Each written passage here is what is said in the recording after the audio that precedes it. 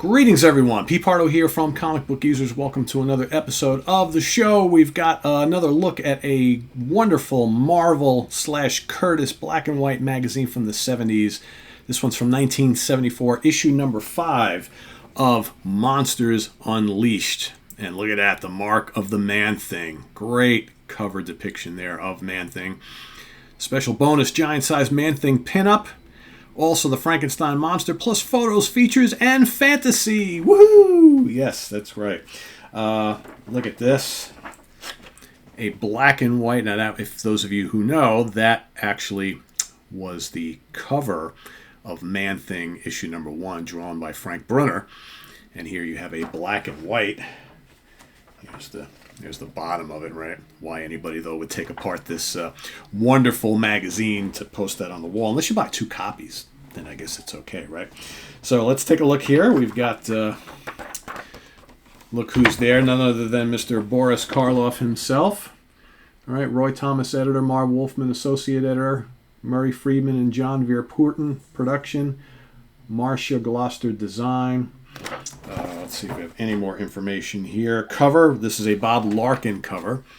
Many will remember Bob Larkin did a lot of those great covers of the Planet of the Apes black and white magazine. Okay, so we've got here we've got monster-sized pinup. Obviously, I just showed you that. We have All the Faces of Fear, Readers Unleashed, The Golden Voyage of Sinbad, The Dark Passage, Glenn Strange, and Obituary. Demon of Slaughter Mansion, Monsters in the Media, Werewolf Tale, To End All Werewolf Tales, and Once a Monster. So a lot of content here. So probably like, what, about 70 pages worth, I think? Just under 70, 67 to be exact. So here we have a brand new Man-Thing story called All the Faces of Fear. Okay, in black and white, story by Tony Isabella, art by Vicente Alcazar. Okay. And here in the beginning, you got Man-Thing battling an alligator, right? Then these bat creatures come out. He's trying to save a damsel in distress. So right off the bat, lots of battles here with all the swamp creatures. Of course, Man-Thing is doing his thing. And then, of course, he goes up to the woman, who's, of course, wrapped in bandages and whatnot. Always cool to get, if you're a fan of like a lot of these horror characters, always cool to get these magazines and get these brand new stories, that you don't get in the color comic. So here, we're going to go through the story, trying to find out who this woman is. Man-Thing kind of is drawn to her, and cool artwork, as you can see.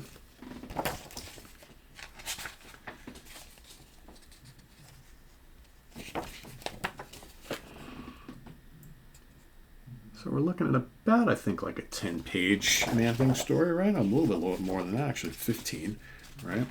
And from there we go to the Readers Unleashed, okay, Readers Forum. Kind of, Bill and I talked about that recently, how in some of these they would have either the letters page or the readers page, either right in the beginning or somewhere in the middle, as opposed to near the end on most of the color comics. So here we got a Jerry Conway article on the Golden Voyage of Sinbad. What to do till the genie comes. I'm a big fan of the Ray Harryhausen films, right? Here we've got the Griffin and the Centaur. Right? Awesome stuff. Even more. If you're a monster and horror fan, these magazines are absolutely fantastic. Here's a little werewolf story. And an advertisement for Crazy Magazines, featuring the Walnuts, otherwise known as the Waltons. If you're a Hammer fan, here's a little black and white still from Curse of the Werewolf. All right, then you got another new story of The Dark Passage. Right, looks like it's a ghost story.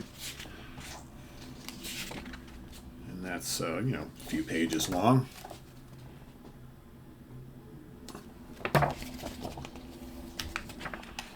And then we have, again, I mentioned Glenn Strange had just passed away, obviously, when they did this. So Glenn Strange is Frankenstein, the monster of Dodge City. So it's a little article on the career and life of Glenn Strange, of course, who played the final version of Frankenstein monster in the classic Universal films. Then we've got another new story, which is the Demon of Slaughter Mansion.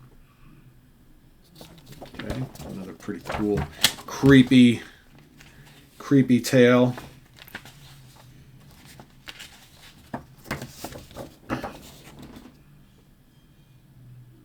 It's all really good reading. All really good reading. I remember when I first got this, I was like, oh man, if you're a horror monster fan, you can't go wrong with these magazines. And, we've had a lot of folks ask, well, when are you guys going to show, or do you have any of the old Warren, like creepy and eerie magazines? And I don't currently own any. I am going to go buy some fairly soon. I'm going to take a run to a comic book shop sometime over the next couple of weeks, who I know usually carries some of those old back issues, and I'm going to get some of those. And I think Kirk has got me kind of hooked and ready to take a stab into some old Vampirellas as well.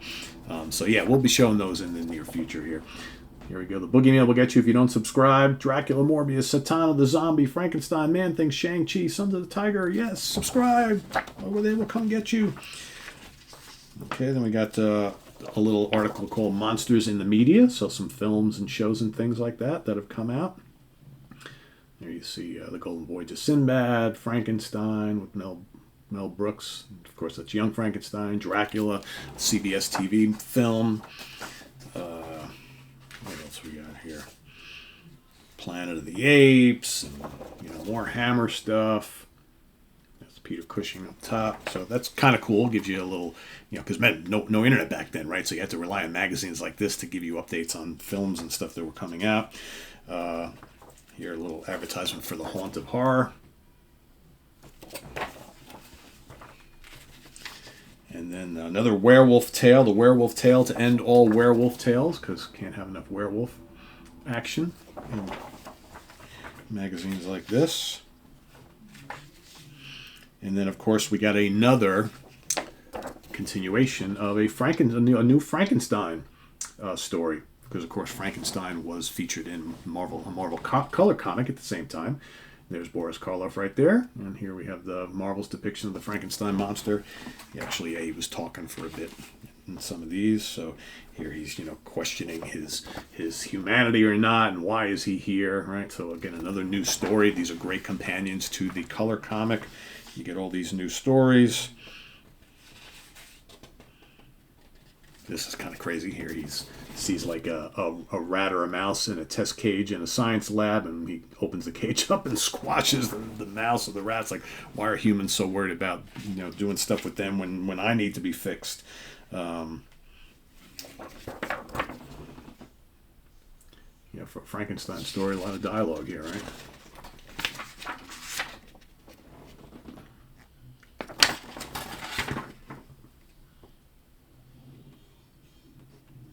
Which continues in the next issue, right? The monster runs amok. So there you have it. And on the back, next issue, you've got Frankenstein monster, Berserk in the night streets of today, the Scrimshaw serpent, a slime-spawned leviathan from the mysterious ocean depths, Blind Man's Bluff, a pagan idol comes to life in the steaming jungles of South America, Werewolf by Night, the concluding half of the special text story featuring Marvel's very own Hirstut Horror. Okay, plus a Demon's Den cram with many more fearsome features, photos, and articles. Monsters Unleashed number 6, on sale April 9th, 1974. And hurry, it's sure to be sold out by midnight. So there you have it, everybody. Another issue, another Marvel magazine, Monsters Unleashed. Perfect week to be talking about this, as it is the end of October, Halloween week. So issue number 5 of Monsters Unleashed from Marvel and Curtis Publishing. So thanks for watching. Let us know what you think of this. If you got it already, if you haven't, go get yourself a copy. These Monsters Unleashed. They're great. You can find these out in the wild, plenty of places. They're fairly affordable. So thanks. Please subscribe if you haven't already, and click on that notification bell so you get alert of all of our content as it posts. Also, please do hit that like button before you leave us, and we'll see you in a couple days with more stuff here on Comic Book Geezers. I am Pete Pardo. Take care, everybody. Thanks for watching.